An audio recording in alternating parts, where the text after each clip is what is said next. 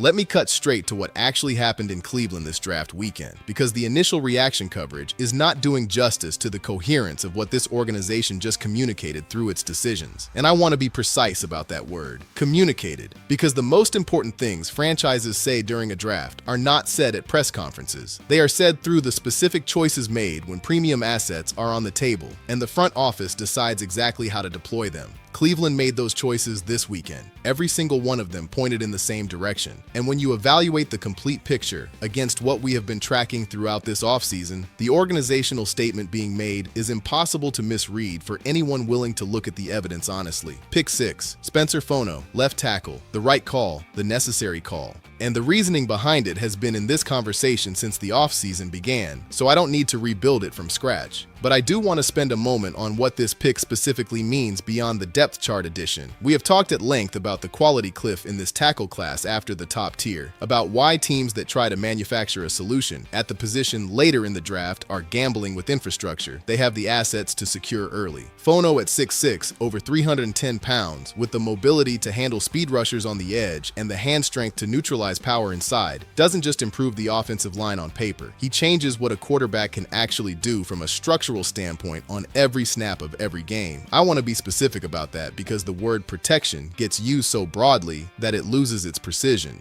The quarterback behind a functional left tackle processes differently than the quarterback who spent 2025 behind the most compromised protection in the league. The anticipation timing on intermediate throws, the willingness to hold the ball an extra beat while a route develops to its design depth, the ability to work through a full progression without the panic release that constant pressure permanently bakes into a young passer's mechanics, the instinct to trust the play rather than improvise around a collapsing pocket before the design has time to operate. All of those things happen more naturally, more durably, more consistently when the edge of the pocket isn't disappearing before the play develops. Fono doesn't add a body to a position. He changes the conditions of Shedeur Sanders' daily professional work. That change accumulates across a full season in ways that will be visible in October, in ways that are specific and traceable. KC Conception is the pick in this class that the initial coverage is most significantly underselling, and I want to make the case for him carefully because the numbers he produced at the college level tell a story the relative lack of pre-draft hype around him simply doesn't reflect honestly.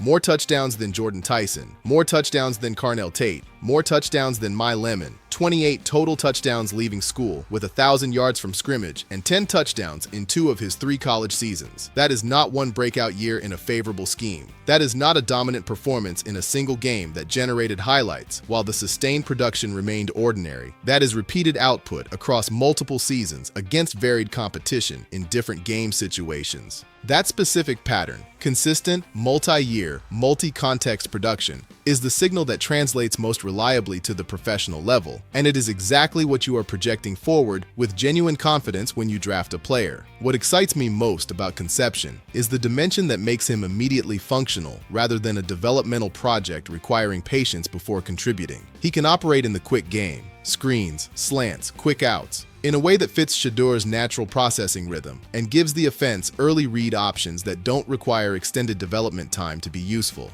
He can threaten vertically in one-on-one situations, which forces the pre-snap coverage distribution decisions that open everything else underneath. And he contributes as a punt returner, making his roster value multidimensional and immediate rather than contingent on earning a featured offensive role. 6 feet, 200 pounds, the size to operate outside with the quickness to create separation at intermediate depths. The same player providing value across multiple dimensions of the game simultaneously is exactly the kind of layered contribution that smart front offices find in the middle rounds. Cleveland found it here. Denzel Boston gives the receiving core something that profiles differently from Conception in every meaningful way, and that differentiation is the entire organizational point of acquiring both. Where Conception creates through quickness, route precision, and the ability to produce in contested traffic situations at intermediate depths, Boston brings the physical imposing dimension that forces entirely different defensive decisions. A 6'4" receiver who wins jump ball situations on the outside changes the throwing geometry for a quarterback in ways that statistics cannot fully represent. It opens angles and windows that do not exist when every target on the outside is similarly sized and defensive coordinators can allocate coverage resources without honoring a genuine contested catch threat on the perimeter. The combination of Austin creating physical mismatches outside, and Conception operating in the quick game. And as a vertical option, gives Shedeur distribution choices that his receiving group last season genuinely and consequentially did not provide. The scheme becomes more varied because the personnel allows more variation. That is not an abstract offensive concept. It is specific functionality that shows up in what defenses can take away and what they have to leave available on every snap.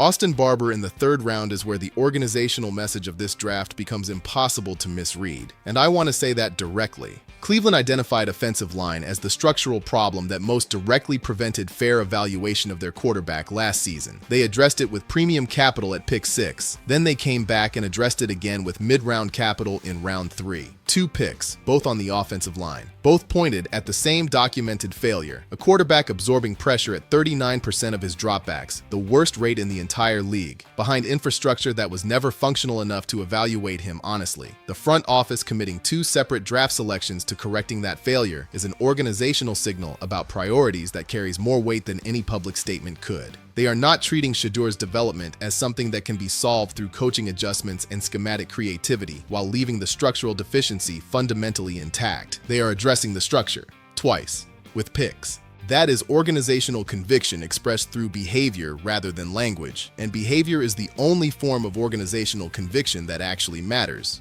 The McNeil-Warren safety selection is the defensive piece of this construction, and his specific profile connects directly to the complete picture in ways worth articulating carefully. 4 forced fumbles and 2 interceptions in his final college season describes a player whose instincts generate opportunities rather than just prevent damage. A safety who doesn't simply play disciplined assignment coverage, but actively creates the moments that change field position and game flow. And those contributions accumulate across a season in ways that show up on the quarterback's side of the ledger as much as the defensive side. Every drive that begins at midfield because the defense forced a fumble is a drive where the offense doesn't need to execute a perfectly constructed full field sequence to produce points. The possession starts with built-in momentum, short fields, favorable game scripts, drives that allow a young quarterback to operate with controlled intention rather than the desperate urgency that last season's structural context produced constantly. All of that flows partially from a defense that creates opportunities at a consistent rate. Cleveland drafted the player profile that generates those opportunities. That is not coincidental. That is organizational understanding of how a complete football team supports a developing quarterback expressed through a specific draft selection.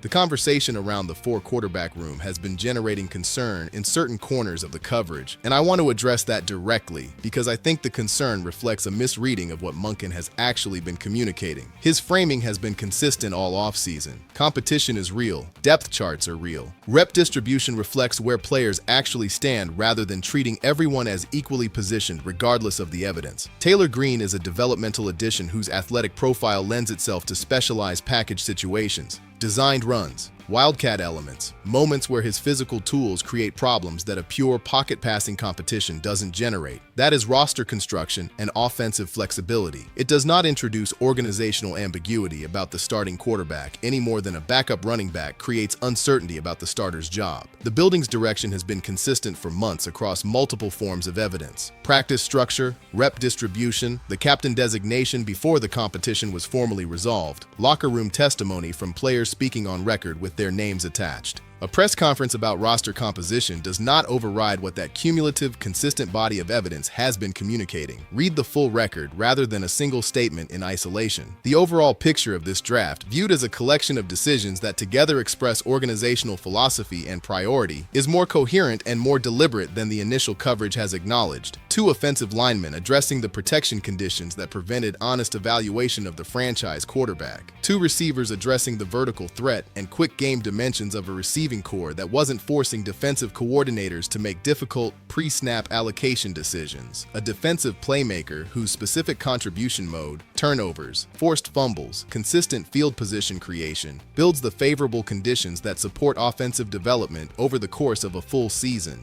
Every selection in this class traces back to a specific, documented deficiency in the environment around Shedeur Sanders. Every selection represents a concrete, resource-backed step toward correcting it. That is not coincidence or happy accident.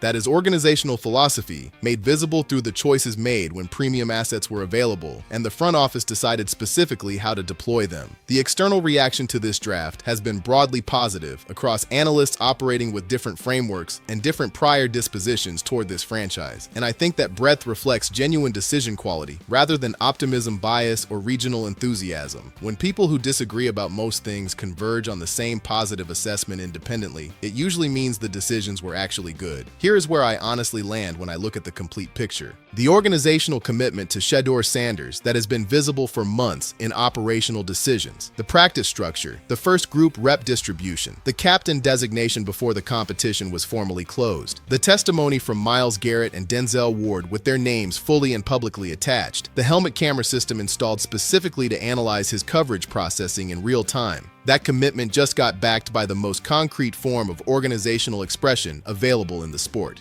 Premium draft capital deployed at the precise positions that most directly determine whether a young quarterback develops in a functional environment or a broken one. They addressed left tackle. They addressed the receiving core. They came back for offensive line depth in round 3. They selected a defensive playmaker who creates turnovers and field position advantages that make game scripts manageable for a developing offense. The Watson situation still requires formal resolution before the starting designation becomes official in the language the outside world is waiting for. Training camp will bring its own evaluations and its own complications. The Bosa conversation, if it develops into something formal, would add the defensive identity dimension that makes the complete construction genuinely formidable on both sides of the ball. Nothing in professional football is settled until execution converts intention into performance in games that count. But what just happened in Cleveland across this draft is the clearest organizational statement about what this franchise is building and who they have decided to build it around. The capital was real. The needs were specific and documented. The connection between the selections and those needs was coherent, deliberate, and traceable through every single pick.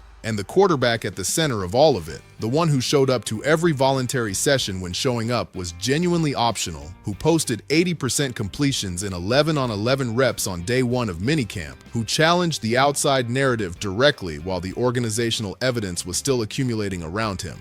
Just watched his organization prove with its most valuable assets that the belief in him is not a press conference talking point. It is not a narrative constructed for external consumption. It is operational. It is backed by picks and resources and deliberate construction. And in professional football, the distinction between belief expressed as language and belief expressed as action is quite literally the only distinction that has ever mattered.